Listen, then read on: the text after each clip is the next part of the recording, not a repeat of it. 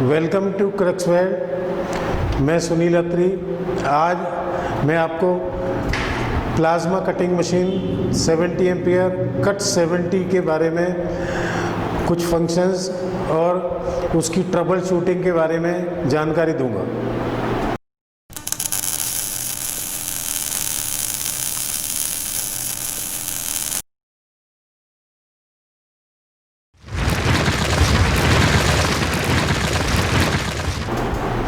ये plasma cutting machine 70 ampere cut 70 है।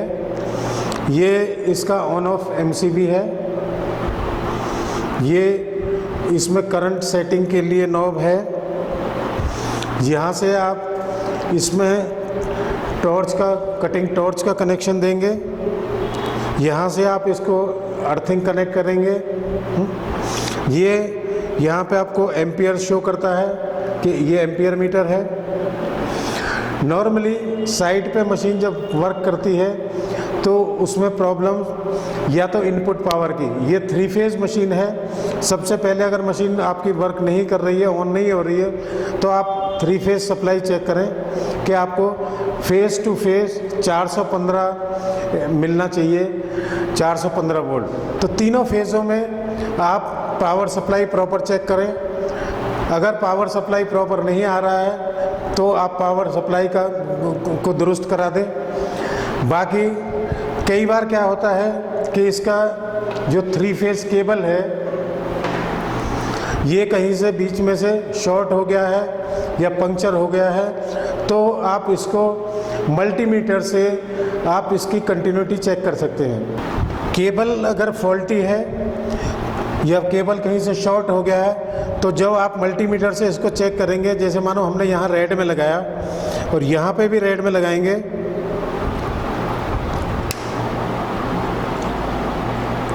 तो ये मल्टीमीटर पे आपको बीप का साउंड सुनाई देगा। उसी तरह हम आपको इसको रेड में रखेंगे और इसको ब्लू में और ब्लैक में रखेंगे तो कोई साउंड सुनाई नहीं देना चाहिए। अगर बीप साउंड फिर भी आ रही है तो इसका मतलब ये है कि केबल आपकी कहीं से शॉर्ट हो गई है, तो आप इसको केबल को रिप्लेस कर दें, आपकी मशीन का ये प्रॉब्लम सॉल्व हो जाएगा। ये एमसीबी है, कई बार एमसीबी भी फॉल्टी हो सकता है। सिमिलर वे में आप एमसीबी को भी चेक कर सकते हैं और एमसीबी रिप्लेस कर सकते हैं। यहाँ पे मेन जो प्रॉब्लम आती है मशीन में कि जैसे आपकी ओसी की लाइट ऑन हो गई। ओसी की लाइट ऑन होने का रीज़न क्या होता है? या तो आपके मॉसफेट डैमेज हो गया या आपका कोई डायोड डैमेज हो गया है, तो आपको ओसी की लाइट ग्लो हो जाएगी। ये इसमें मॉसफेट लगे हुए हैं ऊपर साइड में, इस कार्ड में ये ऊपर के साइड में ये मॉसफेट लगे हुए हैं 2, 4, 6, 8, 10 और नीचे यहाँ पे ये डायोड है। मॉसफेट को भी जब आप मॉसफेट अगर कोई फॉल्टी है तो इसको मल्टीमीटर से आप चेक कर सकते हैं, जिसमें कि आप ये जो ब्लैक है मल्टीमीटर का, ब्लैक आप रखेंगे सेंटर में, उसके बाद में आप चेक करेंगे दोनों एंड। इसमें अगर आपको कोई रीडिंग दिखा रहा है, मॉसफेट की वैल्यू के हिसाब से अगर रीडिंग दिखा रहा है तो मॉसफेट आपका ओके है। अगर रीडिंग नहीं दिखा रहा है, 0, 0 या 1, 1 दिखा रहा है, इसका मतलब आपका मॉसफेट फॉल्टी है। उस केस में आप यहाँ से मानो ये मॉसफेट या ये मॉसफेट कोई भी फॉल्टी है, तो ये स्क्रू आप ओपन करेंगे और मॉसफेट को ऊपर से डिटैच करके दूसरा सेम वैल्यू का मॉसफेट के ऊपर उसकी वैल्यूज़ यहाँ लिखी हुई हैं कि आपको कौन सी वैल्यू का मॉसफेट इसमें डालना है। सिमिलर वे में आप मॉसफेट और सिमिलर वे में आप डायोड चेक कर सकते हैं। जो भी इनमें से फॉल्टी है आप उसको रिप्लेस कर देंगे तो आपकी मशीन की ओसी की लाइट की प्रॉब्लम सॉल्व हो जाएगी। ये मैंने आपको बताया, यहाँ पे ये ट्रांसफार्मर है, ये कैपेसिटर लगे हुए हैं। कैपेसिटर को भी आप सिमिलर वे में आप उसको चेक कर सकते हैं मल्टीमीटर से। कैपेसिटर फॉल्टी है तो कैपेसिटर को भी आप रिप्लेस कर सकते हैं। यहाँ पे मशीन में बैक साइड में कूलिंग फैन है।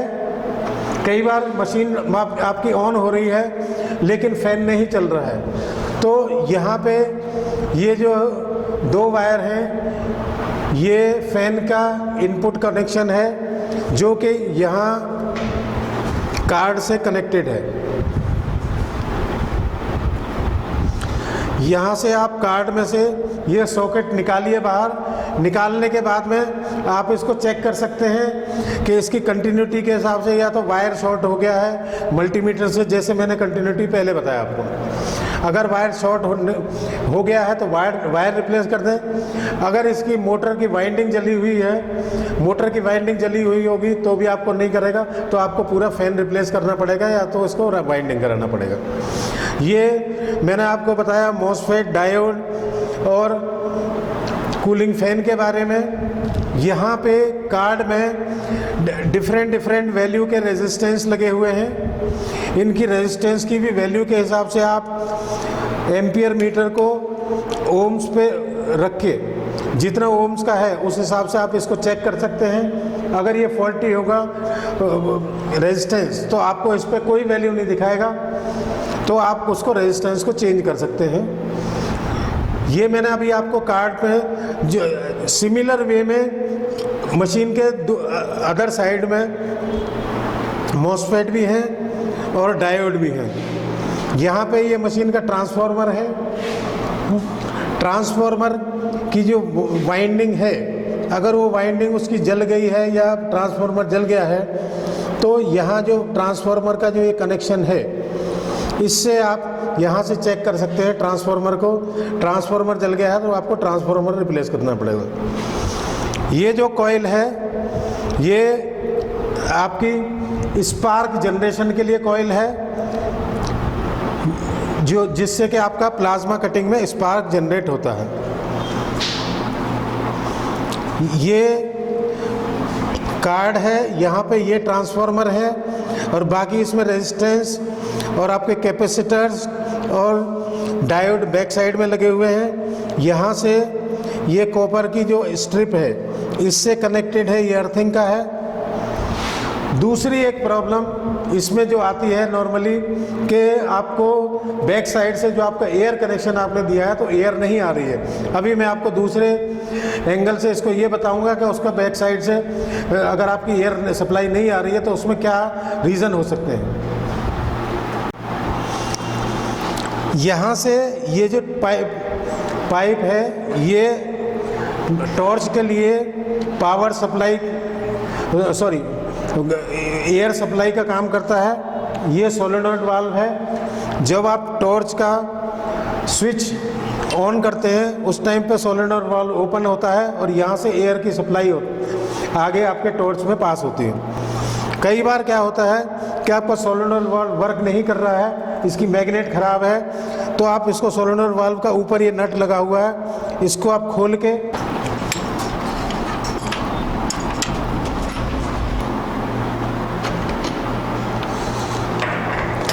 ये सोलेनॉइड वाल्व का कॉइल है, इसके अंदर ये मैग्नेट है। कई बार ये सोलेनॉइड वाल्व यहाँ से इसका वायर भी शॉर्ट हो सकता है, जिसकी वजह से सोलेनॉइड वाल्व वर्क नहीं करेगा, तो आपका यहाँ से पोर्ट ओपन नहीं होगा तो आगे की सप्लाई नहीं होगी। ये मैग्नेटिक फंक्शन पे काम करता है।